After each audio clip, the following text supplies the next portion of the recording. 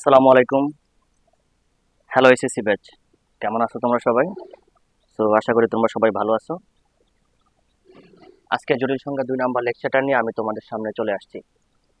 তো গত লেকচারে আমি তোমাদেরকে জটিল সংখ্যার পরিচয়, আয়ের পরিচয় এই বিষয়গুলো নিয়ে আলোচনা করেছিলাম। আজকে আমি আয় রিলেটেড কিছু ম্যাথ প্রবলেম সলভ করাবো। সো দেখো, আমি এখানে 3টা ম্যাথ লিখে রাখছি, 1টা 2টা 3টা। তো এখন এই 3টা ম্যাথ সলভ করার আগে আমি তোমাদেরকে শোনো, আয়ের আরো কিছু বেসিক আছে, ওগুলো আমি তোমাদেরকে দেই। তো মনে রাখবা, আয়ের উপরে, ধর একটা আই আছে, আয়ের উপরে কোনো পাওয়ার যদি 4 দ্বারা বিভাজ্য হয়, আয়ের উপরে কোনো পাওয়ার যদি 4 দ্বারা বিভাজ্য হয়, তাহলে তার মান হচ্ছে 1। তার মান কত? 1। তাহলে বলতে পারবা যে যেমন আই টু দি পাওয়ার 8, এই 8 সংখ্যাটা 4 দ্বারা বিভাজ্য, কারণ 4 দুগুণ 8। তাহলে এটার মান কত? 1। তারপর বলা যায় আই টু দি পাওয়ার 12, এটার মান কত হবে? 1। তারপর বলো কত হবে? আই টু দি পাওয়ার 16, এটার মান কত হবে? 1। তারপর হবে কত বলো তো? আই টু দি পাওয়ার 20, এটার মান কত? 1। কেন 1 বলো তো? এই সবগুলা আই এর পাওয়ার কি দ্বারা বিভাজ্য? 4 দ্বারা বিভাজ্য। এখন 4 দ্বারা যদি বিভাজ্য হয়, তাহলে এই কি হবে বলো তো? এটার মান কত হবে? 1। ওকে, এবার তাহলে কি বলা যায় বলো তো? I to the power 4n, তার থেকে এক পাওয়ার বেশি I to the power 4n plus 1, তার থেকে এক পাওয়ার বেশি হচ্ছে I to the power 4n plus 2, তার থেকে এক পাওয়ার বেশি হচ্ছে I to the power 4n plus 3। আমাকে বলো তো, যদি আয়ের পাওয়ার গুলো যদি ক্রমিক আকারে থাকে, তাহলে এরকম 4টা আই যোগ করলে তার মান কত হয়? 0। এরকম 4টা আই যোগ করলে তার মান কত হয়? 0। তাহলে বলা যায় যেমন I square, I cube, I to the power 4, এটার মান কত হবে? 0 হবে। কারণ দেখো তো, এই 4টা আই আছে এবং তাদের পাওয়ার গুলো ক্রমিক আকারে আছে। তো 4টা আই এবং তাদের পাওয়ার কি আকারে বলো তো? ক্রমিক আকারে। তাহলে তার মান কত? 0। তাহলে এমনও হইতে পারে I to the power 7, I to the power 8, I to the power 9, I to the power 10, তাও কত হবে বলো তো? 0 হবে। বুঝতে পারলাম? তা আশা করি আয়ের এই বেসিকটুকু তোমরা ক্লিয়ার কাট বুঝছো। এবার চলো, যে 3টা ম্যাথ আছে, এই 3টা ম্যাথ আমি তোমাদেরকে সলভ করাই।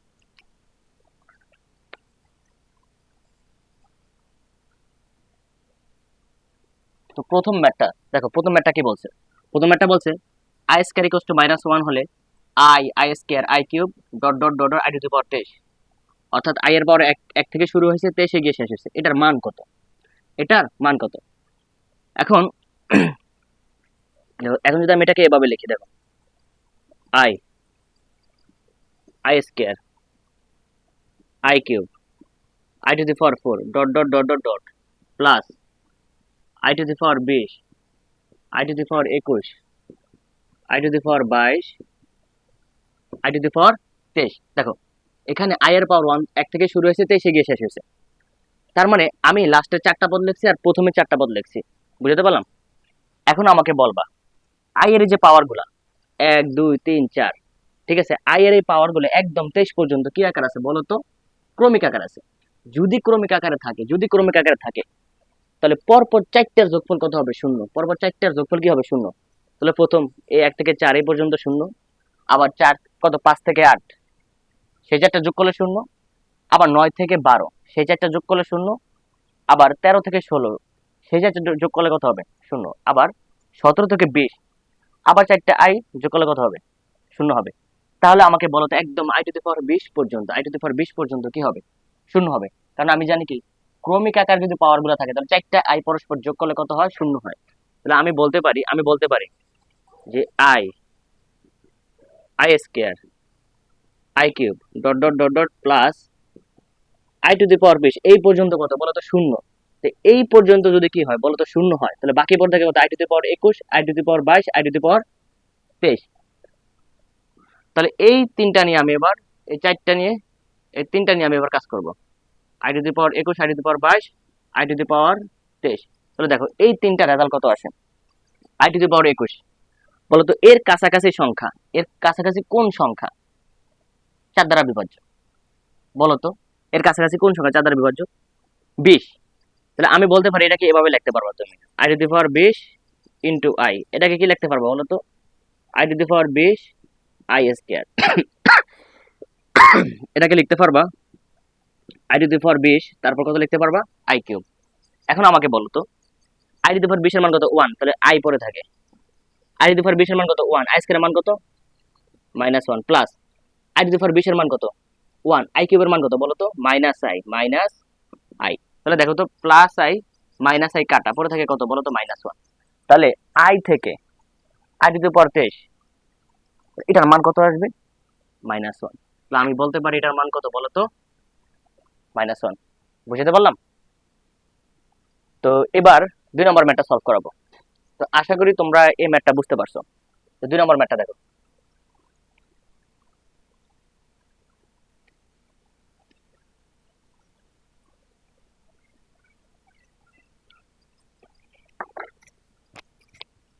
এবার দেখো বলছে আই স্কয়ার এর মান -1 হলে I cube I to the power 5 I to the power 7 I to the power 7। আচ্ছা, এবার পাওয়ারগুলো কিন্তু বিজোড় আকারে আছে। কি আকারে আছে বলো তো? পাওয়ারগুলো বিজোড় আকারে আছে। I cube I to the power 7 dot dot dot dot dot I to the power 57 equal to কত বলো তো? এটা আমাকে বের করতে বলছে, তাই না? তো এখন আমি দেখব আই কিউব থেকে শুরু হয়েছে এবং বিজোড় পাওয়ার দিয়ে শুরু হয়েছে, শেষ হয়েছে কোথায় গিয়ে বলো তো 57 থেকে। এখন দেখবো 3 থেকে পাওয়ার 3 থেকে 57 পর্যন্ত এখানে পদ সংখ্যা কয়টা, এখানে আই এর পদ সংখ্যা কয়টা সেটা আমাকে আগে বের করতে হবে। তাহলে এই পদ সংখ্যা বের করার সূত্র হচ্ছে, এই পদ সংখ্যা বের করার সূত্র হচ্ছে ইকুয়াল টু শেষ পদ মাইনাস প্রথম পদ বাই সাধারণ অন্তর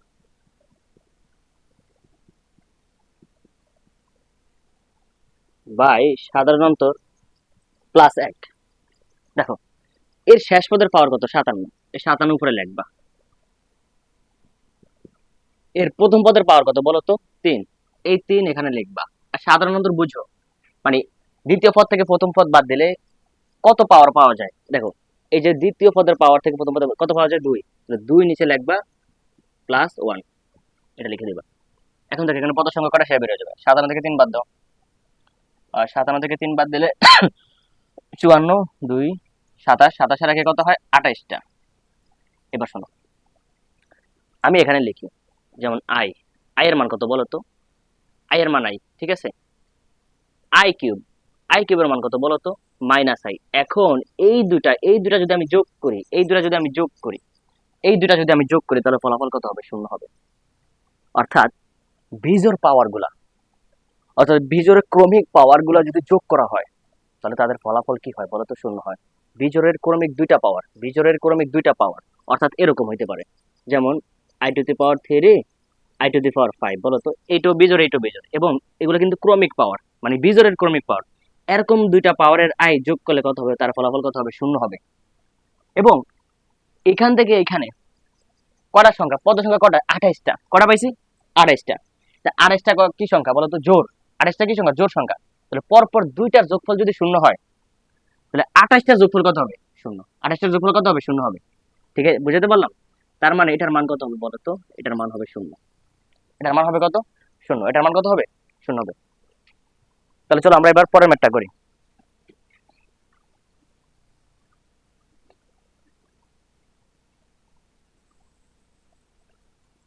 দেখো এই ম্যাথটা বলছে আই স্কয়ার মান -1 হলে I to the power 4 I to the power 6 I to the power 8 dot dot I to the power 104 equal to কত হয়। তাহলে এবার এই ম্যাথটা আমরা করি। দেখো 3 number I square I to the power 4 I to the power 6 dot dot dot dot dot I to the power 104। তো তোমাদেরকে একটা কথা বলছিলাম, এবার দেখো এখানে পাওয়ারগুলো কি আকারে আছে? জোড় আকারে আছে। পাওয়ারগুলো জোড় এবং ক্রমিক আকারে আছে। তো যদি ক্রমিক আকারে থাকে তাহলে এরকম দুইটার যোগফল হবে কত বলো তো? 0। কারণ আই স্কয়ার মান -1 আই টু দি পাওয়ার 4 এর মান কত বলো তো? 1। তাহলে আমি এই দুইটা যদি যোগ করে দেই তাহলে তার ফলাফল পাওয়া যাবে কত বলো তো? 0। তাহলে আমি প্রথমে দেখবো 104 পর্যন্ত এখানে কয়টা পদ আছে, 104 পর্যন্ত কয়টা পদ আছে। তাহলে পদ সংখ্যাকে বের করি।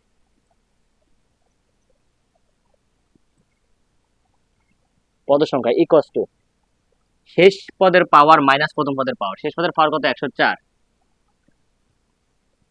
মাইনাস প্রথম পদের পাওয়ার কত? 2। তারপর সাধারণ অন্তর কত বলতো, 4 থেকে 2 বাদ থাকে কত বলতো, 2 প্লাস 1। 104 থেকে 2 বাদ থাকে কত, 102। 102 দিয়ে 2 কে ভাগে 51, 51 এর কত হয় বলতো, 52। রাইট নাকি? 104 পর্যন্ত পদ সংখ্যা 104 থেকে, ঠিক আছে, 51টা 52টা। ওকে, ভালো কথা। এখন 52, তাহলে জোড় সংখ্যাটা কি? এবার বলতো 52 কি জোড় সংখ্যা না? 52 যদি জোড় সংখ্যা হয়, তাহলে পরপর দুইটা যোগফল যদি শূন্য হয়, এরকম এইটা আর এইটা যোগ করলে কত, যদি শূন্য হয়, তাহলে এরকম 52 পর্যন্ত কি হবে, যোগফল হবে শূন্য। আবার যদি দুইটা নেই, i⁻6, ধরো এখানে নিলাম i⁻8, এই দুইটার যোগফল শূন্য, তো এরকম 52 পর্যন্ত যাবে। তাহলে 52 কিন্তু 2 দ্বারা বিভাজ্য। 52 যদি 2 দ্বারা বিভাজ্য হয়, তার মানে পরপর, এখন কথা হচ্ছে এর মধ্যে 52টা পদ আছে, তাহলে 52 পদের যোগফল কত হবে বলতো, শূন্য হবে। 52টা পদের যোগফল কত হবে বলতো, শূন্য। তো আশা করি এই ম্যাথটাও তোমরা বুঝছো। এবার আমরা আরো টুকটাক কিছু ম্যাথ প্রবলেম সলভ করব।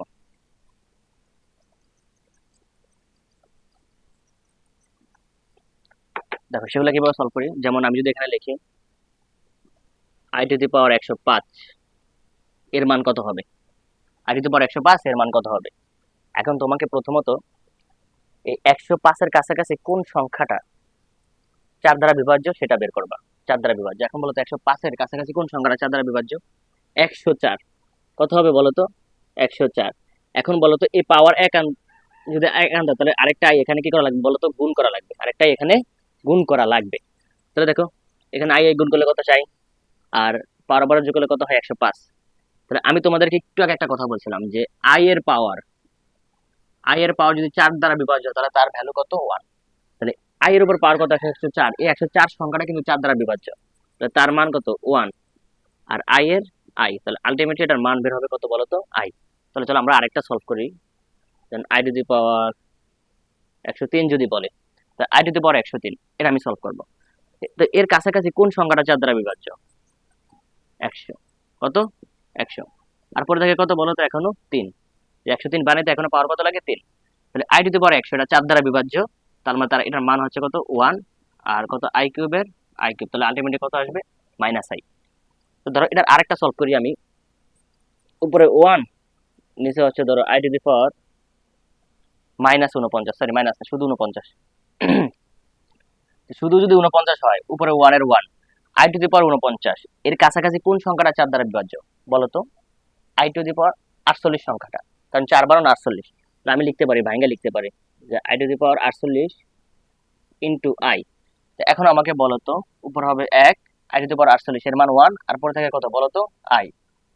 এখন এর মান কত, আই এর মান যদি এখানে 1টা আমি লিখি, 1 এর জায়গায় যদি লিখি i⁻4, ভুল আছে না, কারণ i⁻4 এর মান কত, 1। আর আই এবার যদি কাটাকাটি করি, পরে থেকে কত বলতো, i কিউব, তাহলে আলটিমেটলি কত পড়ে থাকে, -i। বুঝতে পারলাম? তাহলে আশা করি তোমরা এই কটা ম্যাথ বুঝছো। তো এবার চলো আমরা আরো কয়েকটা ম্যাথ প্রবলেম সলভ করি। আরো দুইটা ম্যাথ প্রবলেম সলভ করবো আইয়ের।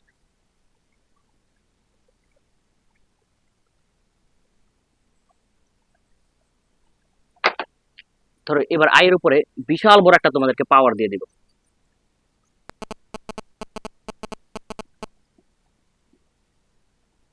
এবার শোনো, এই ম্যাথটা আমি তোমাকে সলভ করতে বললাম। ধরো আয়ের উপরে কি বিশাল বড় একটা পাওয়ার, এখন এই ম্যাথটা আমি তোমাকে সলভ করতে বললাম, এটা কিভাবে সলভ করবা। তো দেখো এটা কিভাবে সলভ করবা, শোনো। আয়ের উপর যদি এত বিশাল পাওয়ার থাকে, তুমি শুধু জাস্ট যেই পাওয়ারটা নিবা, সেই পাওয়ারের লাস্টের 2 সংখ্যা দেখবা 4 দ্বারা বিভাজ্য হয় কিনা। লাস্টের 2টা সংখ্যা 4 দ্বারা বিভাজ্য হয় কিনা। তাহলে লাস্টে শুধু 2 সংখ্যা নিয়ে কাজ করলেই হবে। সেই 2 সংখ্যা দেখবা 4 দ্বারা বিভাজ্য। লাস্টের 60 সংখ্যাটা কি 4 দ্বারা বিভাজ্য? হ্যাঁ, কারণ 4 15 60। তাহলে মনে করবা এটা পুরাটাই কিন্তু 4 দ্বারা বিভাজ্য। লাস্টে 2 সংখ্যা যদি 4 দ্বারা বিভাজ্য হয়, যত বড় সংখ্যা হোক, আমার কথা বিশ্বাস করো তুমি, একটা পাওয়ার যতই বড় হোক না কেন, লাস্টের 2 সংখ্যা যদি 4 দ্বারা বিভাজ্য হয়, তাহলে পুরো সংখ্যাটি 4 দ্বারা বিভাজ্য। তাহলে পুরোটা সংখ্যা যদি 4 দ্বারা বিভাজ্য হয়, তাহলে আমি বলতে পারি এটার মান কত বলো তো, 1। কারণ 60, 4 15 60, ঠিক আছে, 4 দ্বারা বিভাজ্য। তো চলো আমি আরেকটা ম্যাথ করি।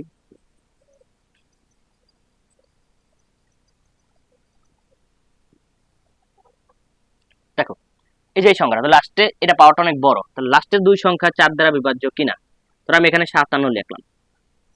দেখো লাস্টের 2 সংখ্যার কাছাকাছি কোন সংখ্যাটা 4 দ্বারা বিভাজ্য, লাস্টে আছে কত বলো তো, 57, দুই সংখ্যা নিব। এখন এই দুই সংখ্যার কাছাকাছি কোন সংখ্যাটা 4 দ্বারা বিভাজ্য? 56। ঠিক আছে, কত হবে? 56। কারণ 4 15 60, 4 14 56 হয়। কত হয়? 4 14, এই 4 14 কত হয়? 56। এখন আমাকে বলো তো 4 14 যদি 56 হয়, তাহলে এখনো পাওয়ার কত বাকি? 1 বাকি। তাহলে সেটা কত হবে? শুধু আই আসবে, শুধু আই আসবে। তাহলে অ্যান্সার কত? আই। এটা শেষ। তো আশা করি আই এর যতগুলা ম্যাথ ছিল তোমরা সেগুলো পারবা। তো এবার আমি তোমাদেরকে জটিল সংখ্যার মডুলাস বের করে দেখাবো, আর্গুমেন্ট বের করব। তো এই পার্টটা অনেক গুরুত্বপূর্ণ, মডুলাস আর্গুমেন্ট। ঠিক আছে, চলো এবার আমরা জটিল সংখ্যার মডুলাস আর্গুমেন্ট দুইটাই বের করে দেখাবো। সেটা কিভাবে বের করবা?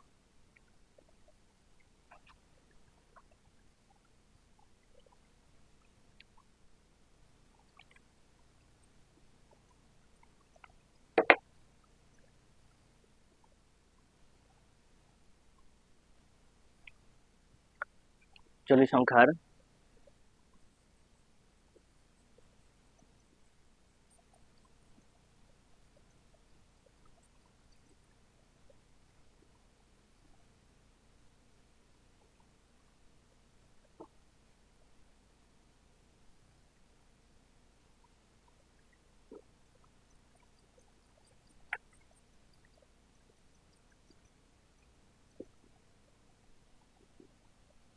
মডুলাস ও আর্গুমেন্ট। এখন জটিল সংখ্যার মডুলাস এবং আর্গুমেন্ট এবার আমরা তোমাদেরকে বের করে দেখাবো। তো চলো, জটিল সংখ্যাকে কি দিয়ে প্রকাশ করা হয় বলো তো? জটিল সংখ্যাকে প্রকাশ করা হয় z equals to x plus I Y. ঠিক আছে, এবার আমি আমার মন মতো করে একটা জটিল সংখ্যা নিব, ধরো 3 প্লাস 4i। আমি আমার মন মতো একটা জটিল সংখ্যা নিচ্ছি, সেটা কত বলো তো? 3 প্লাস 4i। এখন এই জটিল সংখ্যার প্রতিরূপী বিন্দু কোনটা? প্রতিরূপী বিন্দু হচ্ছে 3,4। কত বলো তো? 3,4। কারণ এই এই জটিল সংখ্যা যদি আমি এটা যদি অক্ষে স্থাপন করাই, বলো তো কোথায়? অক্ষে স্থাপন করাই, তাহলে কি হবে বলো তো? এই যে দেখো, যদি অক্ষে স্থাপন করাই তাহলে 3,4 এই জটিল সংখ্যার অবস্থান কোথায় হবে? এদিকে 3 ঘর যাবো, ধরো 3 ঘর এখানে 1 2 3, উপরের দিকে 4 ঘর, 1 ঘর 2 ঘর 3 ঘর 4 ঘর। এটা এক্স অক্ষ, এটা ওয়াই অক্ষ। তাহলে এই হচ্ছে তোমার কি, এই জটিল সংখ্যার অবস্থানটা কোথায়? এখানে। ওকে, যদি আমি এটাকে প্রতিরূপী বিন্দু চিন্তা করি, এই জটিল সংখ্যাটাকে প্রতিরূপী বিন্দু চিন্তা করি, তাহলে এই জটিল সংখ্যার অবস্থানটা হচ্ছে এখানে। এখন আমি চিন্তা করতে চাই এই জটিল সংখ্যার এবার মডুলাস এবং আর্গুমেন্ট, এই দুটো জিনিস বের করতে চাই। তো মডুলাস আর্গুমেন্ট কি এটা আগে বুঝবো। দেখো, এই জটিল সংখ্যাটা পাইতে আমাকে প্রথমে কোন দিকে যেতে আছে? এদিকে x পরিমাণ যাওয়া লাগছে, এদিকে 3 ঘর পরিমাণ যাওয়া লাগছে, আর উপর দিকে কি ঘর পরিমাণ যাওয়া লাগছে? 4 ঘর পরিমাণ যাওয়া লাগছে। আর এটা হচ্ছে তোমার ধরো মূল বিন্দু। এটা কি বিন্দু বলো তো? মূল বিন্দু। এখন কেউ চাইছে সে এভাবে এভাবে না যায়, সে চাইতেছে যে আমি ডিরেক্ট মূল বিন্দু থেকে এই বিন্দুতে চলে যাব, ডিরেক্ট মূল বিন্দু থেকে এই বিন্দুতে চলে যাব। তাহলে এই যে ডিরেক্ট মূল বিন্দু থেকে এই যে পথটা, মানে এই জটিল সংখ্যাটা পাওয়ার যে পথটা, ডিরেক্ট যে পথটা, এইটাকে বলা হয় মডুলাস, বা এটাকে আর দিয়ে প্রকাশ করা হয়। এই মডুলাসটাকে আর দিয়ে প্রকাশ করা হয়। তো এটাকে এভাবে লেখা যায় যে মডুলাস অফ জেড, বা এটাকে এভাবে বলা যায় মডুলাস অফ জেড, বা এটাকে বলা যায় আর। ঠিক আছে, এখন এটা হচ্ছে তোমার মডুলাস, মানে অর্থাৎ একদম 0,0 বিন্দু থেকে ডিরেক্ট জটিল সংখ্যাটা পাইতে যে সোজা পথটা, এটি হচ্ছে তোমার কি? মডুলাস। ভালো কথা। তাহলে আর্গুমেন্ট কোনটা? আর্গুমেন্টটা হচ্ছে তোমার এক্স অক্ষের ধনাত্মক দিকের সাথে, এখানে ধরো একটা ত্রিভুজ যদি আমি চিন্তা করি, ধরো এটা পি দিলাম, আর এটা দিলাম ধরো এন। এখন আমি যদি ত্রিভুজ চিন্তা করি, তাহলে এই কোণটা হচ্ছে কি? ধরো তো থিটা। এই কোণটাকে হ্যাঁ থিটাই ধরা যায়, বা ধরতে পারি ধরো থিটাই, হ্যাঁ থিটা ধরলাম। তাহলে এই যে এই কোণটা হচ্ছে তোমার আর্গুমেন্ট। এটা কি? আর্গুমেন্ট। ঠিক আছে, তাহলে এখানে থিটাটা হচ্ছে তোমার আর্গুমেন্ট। তাহলে এটাকে কিভাবে প্রকাশ করা যায়? আর্গুমেন্ট অফ জেড অথবা থিটা। তাহলে শোনো, এই থিটার জিনিসটা 4টা চতুর্ভাগে 4 রকমের কন্ডিশনের হয়। এই থিটা মানে এই যে তোমার এই যে আর্গুমেন্ট, এই আর্গুমেন্টের ভ্যালুটা, মানে এই আর্গুমেন্টটা 4 চতুর্ভাগে 4 রকমের হয়। এখন আমাকে বলো তো এই এখন এটা লিখলাম। এখন আমাকে বলো তো -3,4 এর বিন্দু কোথায়? -3,4 হচ্ছে এখানে, -3,4 হচ্ছে এখানে। তাহলে আমাকে বলো তো এখন এই সংখ্যাটা কত ডিগ্রি কোণে ঘুরে গেছে বলো তো? 90 ডিগ্রি কোণে ঘুরে গেছে। কত ডিগ্রি কোণে? 90 ডিগ্রি কোণে ঘুরে গেছে। তাহলে এবার আর থিটা এটা হবে না, এবার থিটা হবে কোনটা বলো তো? এবার থিটা হবে যে এই যে টোটাল এটা। তাহলে চারটা চতুর্ভাগের জন্য থিটা 4 রকমের, মানে 4টা কন্ডিশন আছে থিটার। তাহলে আমরা ওই 4টা কন্ডিশন এখন বের করব, ঠিক আছে? 4টা কন্ডিশন আমরা বের করতে চাই। তা সে প্রথম চতুর্ভাগের জন্য, প্রথম চতুর্ভাগটা এবার বের করব। প্রথম চতুর্ভাগ,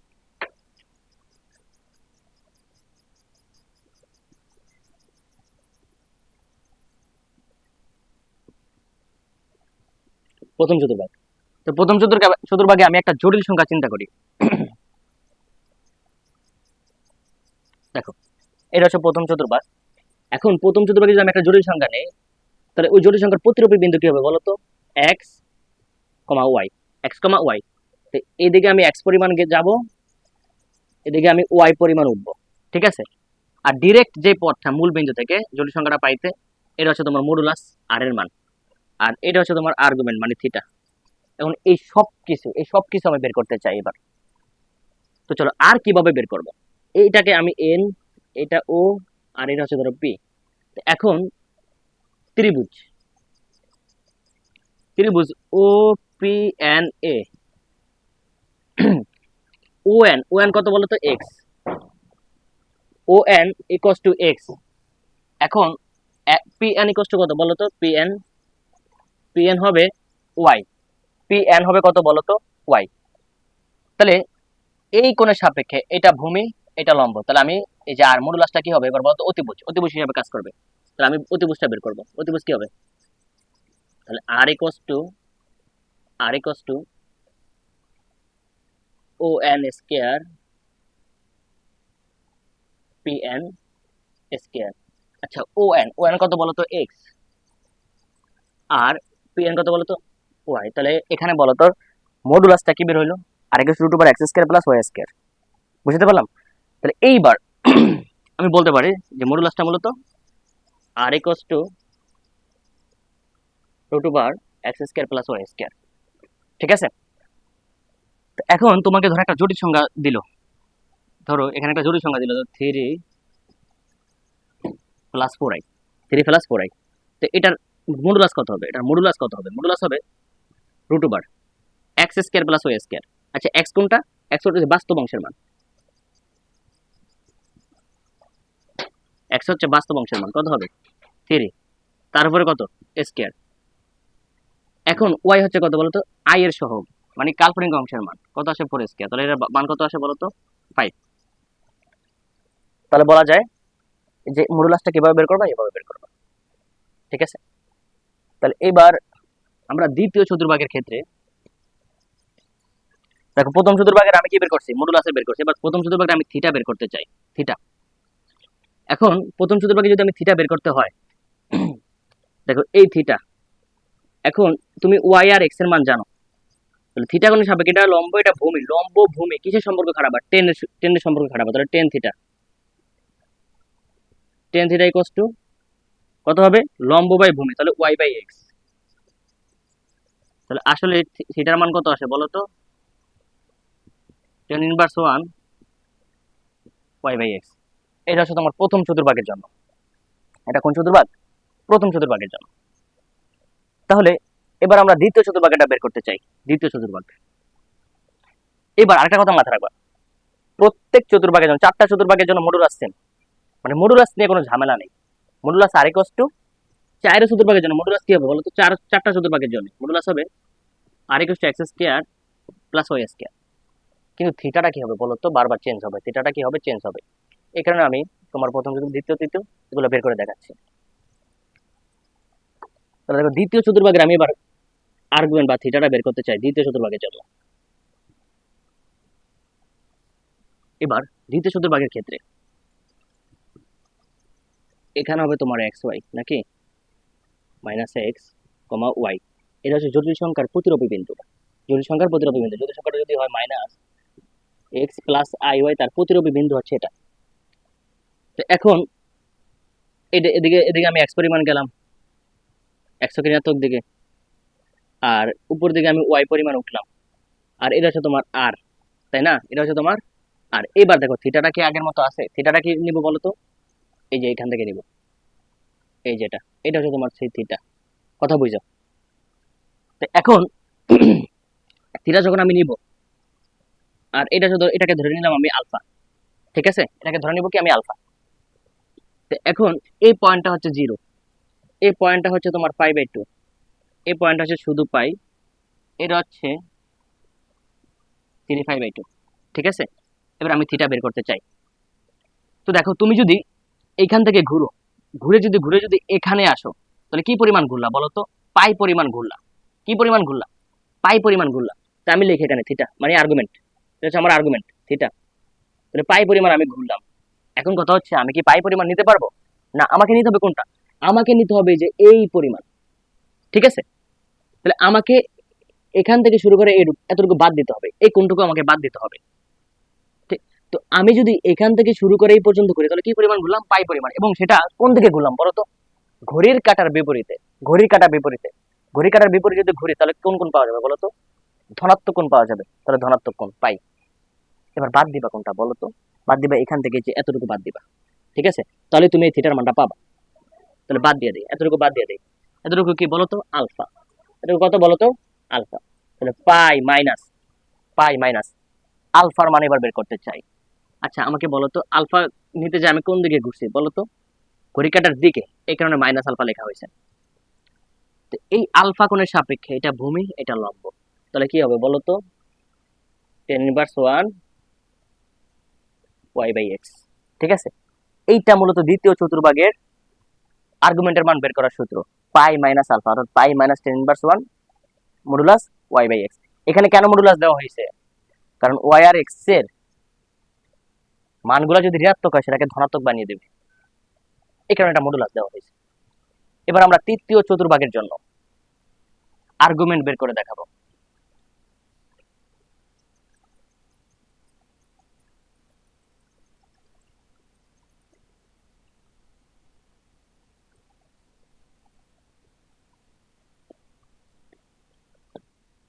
আচ্ছা দেখো, তৃতীয় চতুর্ভাগের জন্য আর্গুমেন্ট বের করে দেখাবো।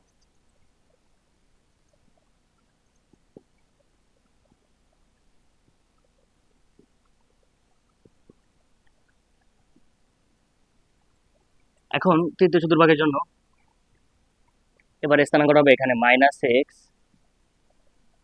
-y। তাহলে এদিকে আমি x পরিমাণ আসলাম, নিচের দিকে আমি y পরিমাণ নামলাম, তাই না? তাহলে এটা হবে কি আমাকে বলো তো? এটা হবে তোমার r এর মানটা। এটা হবে তোমার কিসের মানটা? r এর মান। আর এটা হবে তোমার, আমি এটাকে ধরে নিব মনে মনে আলফা। কি ধরে নিব? আলফা।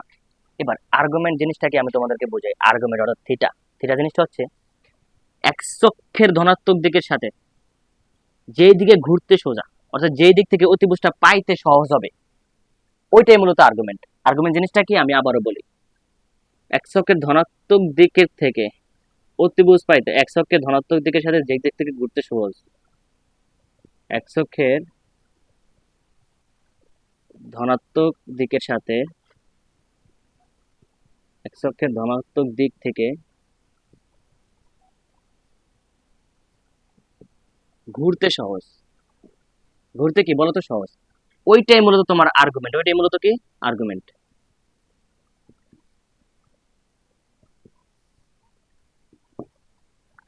তাহলে আমাকে বলতো এবার, এক্স, এই যে এক্স অক্ষ থেকে এইখানে ঘুরতে এই অতিভুজ পাইতে সহজ, নাকি এখান থেকে এদিকে অতিভুজ পাইতে সহজ? কোন দিকে অতিভুজ পাইতে সহজ? এই দিক থেকে, এই দিক থেকে অতিভুজ পাইতে সহজ। তাহলে আমি এবার ঘুরবো এইদিকে, ঘুরবো এইদিকে। আমি এইদিকে ঘুরলাম, এই কোনটাই হচ্ছে এবার আমার আর্গুমেন্ট। এটা হচ্ছে আমার আর্গুমেন্ট। এবার এই আর্গুমেন্টটা আমি বের করতে চাই। তা আমি প্রথমত এটা বের করার জন্য থিটা লিখে রাখবো। প্রথমে আমি পুরাটা ঘুরবো, এখান থেকে শুরু করে এই যে এই পরিমাণ ঘুরবো। কি পরিমাণ ঘুরলাম বলতো? পাই পরিমাণ ঘুরলাম, 180 ডিগ্রি পরিমাণ ঘুরলাম। কিন্তু কোন দিকে ঘুরছি? ঘড়ির কাঁটার দিকে। ঘড়ির কাঁটার দিকে যদি আমি ঘুরে থাকি, কোন কোন পাবো? মাইনাস। তাহলে আমি ঘুরছি ভালো কথা, পাই পরিমাণ ঘুরছি, তাহলে কোন দিকে ঘুরলাম? ঘড়ির কাঁটার বিপরীতে, সরি দিকে। দিকে যদি ঘুরি, তাহলে পাই কোন পাইছে? 180 ডিগ্রি। কিন্তু ঘড়ির কাঁটার দিকে ঘোরার কারণে এখানে একটা আমার সামনে মাইনাস দিয়ে দিতে হবে। এইবার শোনো, এবার এটা আমাকে কি দিতে হবে, বাদ দিতে হবে, কারণ আমি তো নিব এই পর্যন্ত। তাহলে এইটা যদি বাদ দিতে হয়, এটা যদি বাদ দিতে হয়, তাহলে আমাকে কোন দিকে ঘুরতে হয়েছে, ঘড়ি কাটার বিপরীতে। ঘড়ি কাটার বিপরীতে গুলো কি, প্লাস কোণ মানে আলফা। এবার আলফার মানটা লিখে দিব। আলফা কি হবে বলো তো, এই যে আলফা কোণের সামনে এটা ভূমি, এটা লম্ব, তাহলে কত আসে বলো তো, tan inverse one Y by X. বুঝতে পারলাম? Tan inverse one Y by X. তো তৃতীয় চতুর্ভাগের আর্গুমেন্ট কিভাবে বের করে, এটাও আমি তোমাদেরকে দেখাইছি। এবার চতুর্থ চতুর্ভাগের আর্গুমেন্টটা তোমাদেরকে আমি বের করে দেখাবো। তাহলে চলো শুরু করা যাক। এই লাস্ট চতুর্থ চতুর্ভাগ, তারপরে আমরা এই মডুলাস আর্গুমেন্টের কিছু ম্যাথ প্রবলেম আমরা সলভ করব।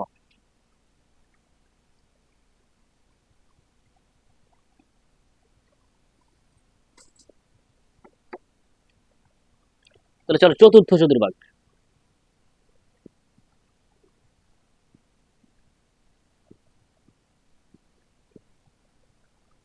চতুর্থ চতুর্ভাগের মডুলাস আর্গুমেন্টটা বের করে দেখাই, এই যে এখানে।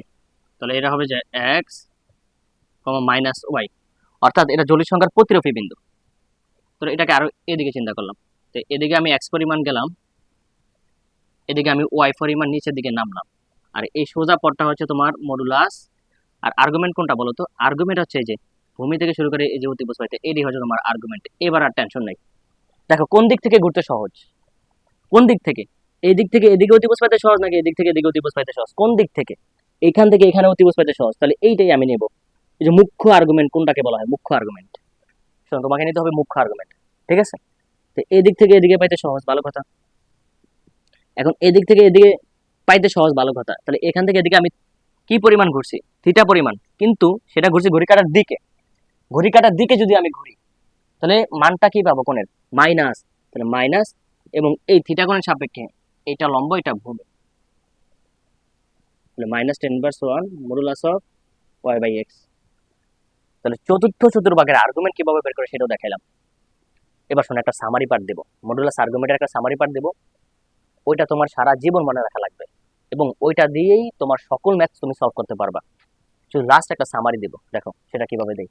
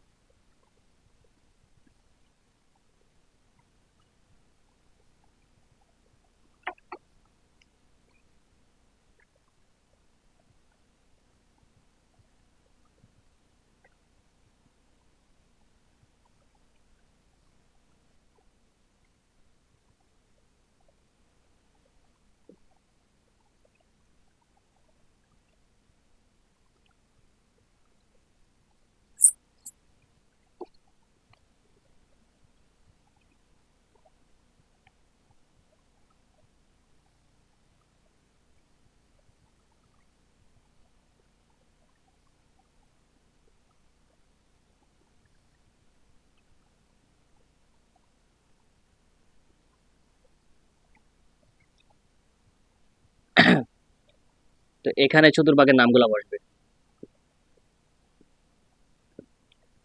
প্রথম চতুর্ভাগ, দ্বিতীয় চতুর্ভাগ, তৃতীয় চতুর্ভাগ, চতুর্থ চতুর্ভাগ। এখানে মডুলাস, মডুলাস বের করবো, এটার ভিতরে মডুলাস, প্রথম চতুর্ভাগের মডুলাস কিভাবে বের করে, দ্বিতীয় চতুর্ভাগের মডুলাস কিভাবে। তো মডুলাসকে কয়েক ভাবে প্রকাশ করা যায়, ইকুয়ালস টু আর। আর এখানে হচ্ছে যে আর্গুমেন্ট, আর্গুমেন্ট অফ জেড, অর্থাৎ জটিল সংখ্যার আর্গুমেন্ট অথবা থিটা, যেটা দিয়ে প্রকাশ করো না কেন। তাহলে প্রথম চতুর্ভাগের মডুলাস কেমনে বের করে, আমি তোমাদেরকে আগেই বলছিলাম যে আর এর মানটা সকল চতুর্ভাগে কি একই, আর এর মানটা সকল চতুর্ভাগে কি এক, বাস্তব অংশ স্কয়ার প্লাস কাল্পনিক অংশ স্কয়ার। এক্স হচ্ছে বাস্তব অংশ, ওয়াই হচ্ছে কাল্পনিক অংশ। তাহলে সকল চতুর্ভাগে সেম, সকল চতুর্ভাগে কি, সকল চতুর্ভাগে মডুলাসের মান সেম, এটা নিয়ে কোনো ঝামেলা নাই। ঝামেলা হচ্ছে শুধু আর্গুমেন্ট নিয়ে। আচ্ছা, প্রথম চতুর্ভাগের আর্গুমেন্ট কিভাবে বের করে, theta, theta equals to tan inverse one modulus of Y by x.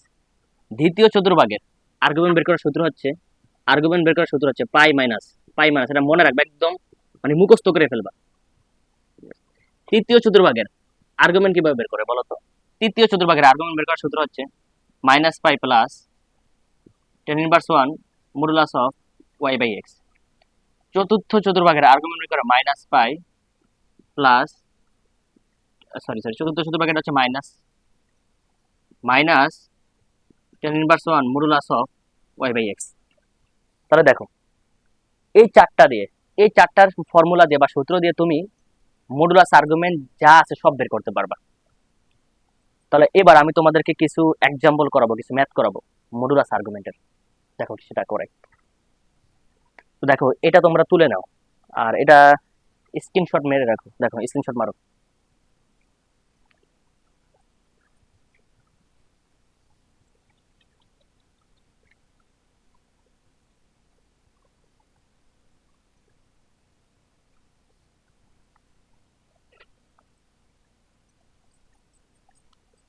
এবার প্রথম ম্যাথ হচ্ছে,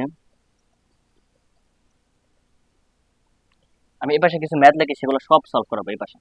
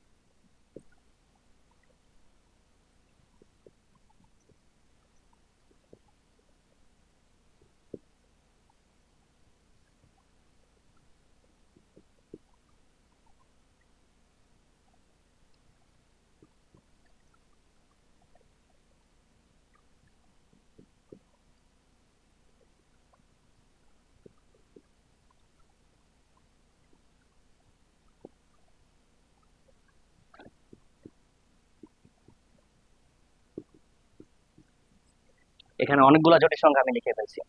তো এই জটিল সংখ্যাগুলোর আমি মডুলাস আর্গুমেন্ট দুইটাই বের করে দেখাবো। তো শুরু করা যাক 1 নম্বর জটিল সংখ্যার ক্ষেত্রে। 1 নম্বর জটিল সংখ্যা, আচ্ছা দেখো 1 প্লাস রুট ওভার 3i। ভালো কথা। এই জটিল সংখ্যার প্রতিরূপী বিন্দু কোনটা? এই জটিল সংখ্যার প্রতিরূপী বিন্দু হচ্ছে x এর মান কত বলতো 1 আর y এর মান কত বলতো রুট ওভার 3।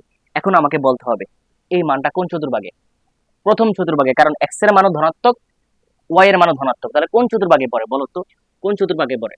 অর্থাৎ এখানে পড়ে সাপোজ 1 রুট ওভার 3। এখন প্রথম চতুর্ভাগে মডুলাস কিভাবে বের করে, আর্গুমেন্ট কিভাবে কোন সূত্র দিয়ে বের করে, সে দুটো আমরা শিখছি। তাহলে চলো এটা আমি মডুলাসটা বের করতে চাই। মডুলাস অফ জেড অথবা modulus of Z equals to কত বলতো আর। এই তিনটা দিয়ে মডুলাসকে প্রকাশ করা হয়। তাহলে রুট ওভার মানে এক্স স্কয়ার মানে কত হয় বলতো 1 স্কয়ার, ওয়াই স্কয়ার মানে কত হয় রুট ওভার 3 স্কয়ার। তাহলে এই অ্যান্সারটা আসছে কত বলতো 2। এটা হলো প্রথম চতুর্ভাগের ক্ষেত্রে। এবার আমি প্রথম চতুর্ভাগের আর্গুমেন্ট বের করতে চাই।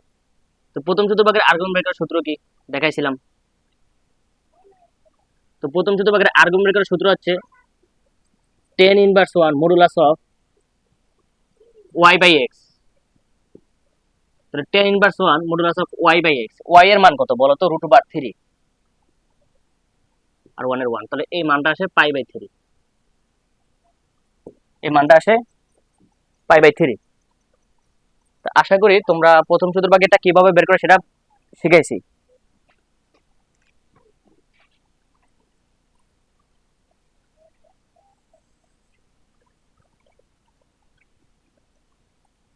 এবার শোনো, এবার এটা সলভ করাই। দেখো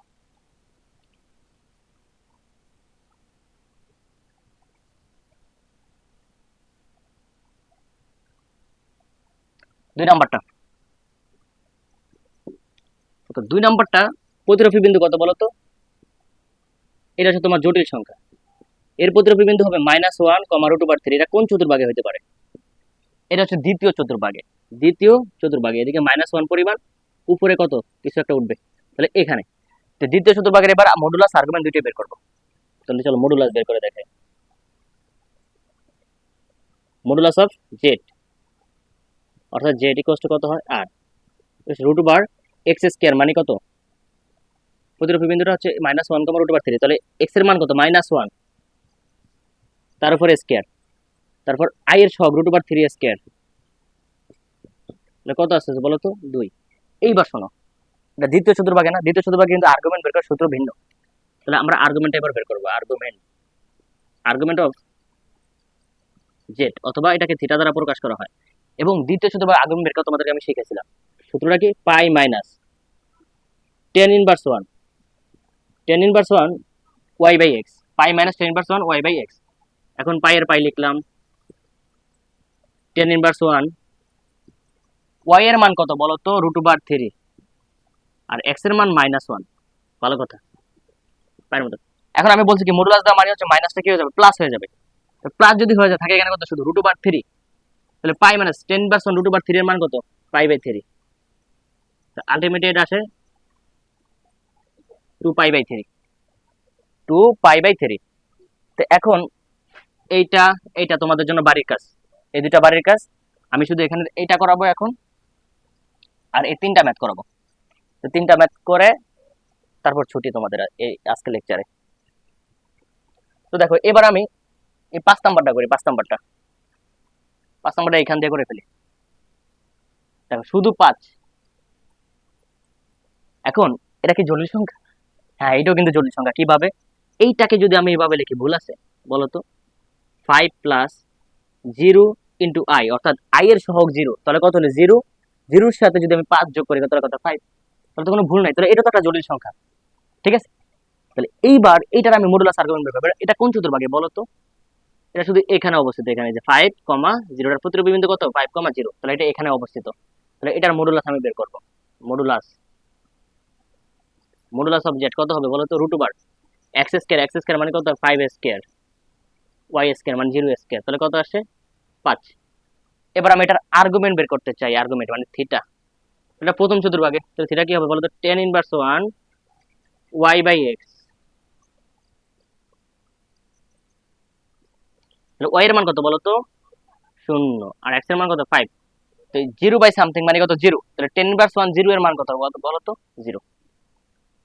তাহলে এটা x অক্ষের সাথে কোনো উৎপন্ন করবে না 5 সংখ্যাটা। তো চলো এবার আমরা এটা সলভ করি। এখন এটা দেখতে কিসের মতো, বৃত্ত খুঁটে লাগতেছে না বলো তো? এটা কি আমাকে x প্লাস iy এই আকারে দেওয়া আছে? না, তাহলে এটাকে আমাকে আগে x প্লাস iy এটা বানিয়ে নিতে হবে, তারপর আমি সলভ করতে পারবো। বুঝতে পারলাম?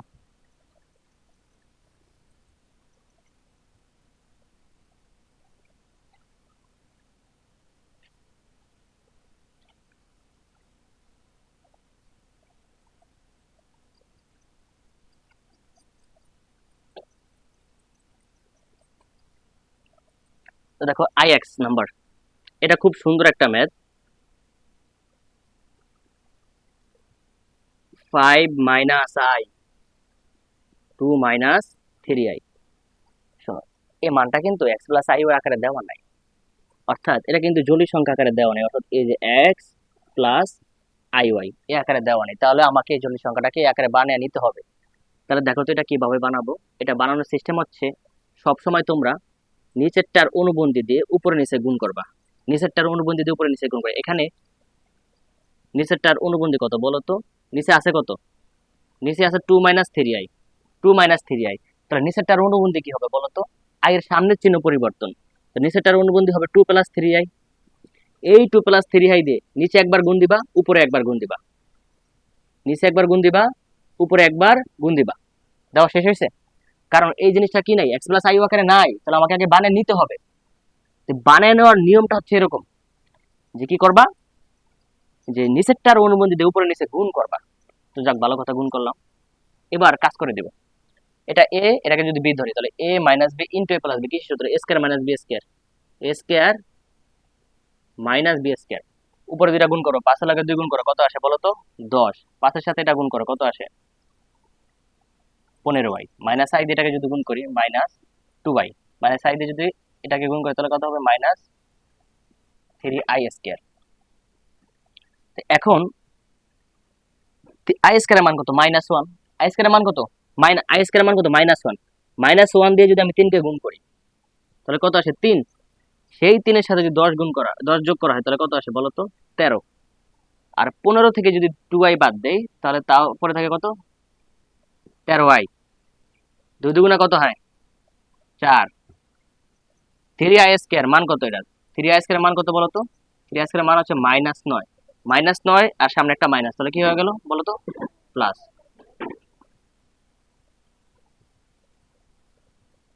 তাহলে এখানে কত বলো তো, 13। তাহলে আলটিমেটলি এটা হবে 1 প্লাস আই। এইবার দেখো তো x প্লাস আই আকারে আইছে, এটা x এর মান, আর y এর সাথে যে 1 মনে মনে সহগ আছে এটা y এর মান। তাহলে এবার আমি মডুলাস আর্গুমেন্ট দুইটাই বের করতে পারবো। তাহলে modulus of Z root over X square plus Y square. X এর মান কত, 1, আই এর মান কত, 1, তাহলে কত আসে, √2। তাহলে এটা কোন চতুর্ভাগে, প্রথম চতুর্ভাগে। তাহলে এবার আর্গুমেন্টও আমি বের করতে পারি। আর্গুমেন্ট অফ জেড কি হবে বলো তো, tan inverse 1 y by x, তাহলে y 1 ওইটা 1, তাহলে কত আসে এটার মান, 5/4। ঠিক আছে, তো আশা করি আজকে মডুলাসটা খুব সুন্দর করে বুঝাইছি। তোমাদেরকে বুঝাইলাম। জটিল সংখ্যার মডুলাস আর্গুমেন্ট কিভাবে বের করে সব বোঝানো শেষ। তো এইটাও তোমাদের জন্য বাড়ির কাজ, তোমরা বাড়িতে করবা, দেখি পারো কিনা। তো আশা করি আজকের লেকচারটা তোমরা ঠিকঠাক মতো বুঝতে পারছো। তো আগামী লেকচারটা আগামীকালকে নেওয়া হবে। তো আজকে লেকচার 2 শেষ করলাম। তো আশা করি 1 খুব সুন্দর করে আসবা, তারপর 2 করবা। তো এইভাবে যদি আমার সাথে যুক্ত থাকো তাহলে শেষ পর্যন্ত দেখবা যে তুমি জটিল সংখ্যাটা খুব ভালোভাবে ফিল করে বুঝতে পারছো, এবং এসএসসি বলো অ্যাডমিশন বলো দুইটাই কভার হবে। সো আল্লাহ হাফেজ, ভালো থাকো।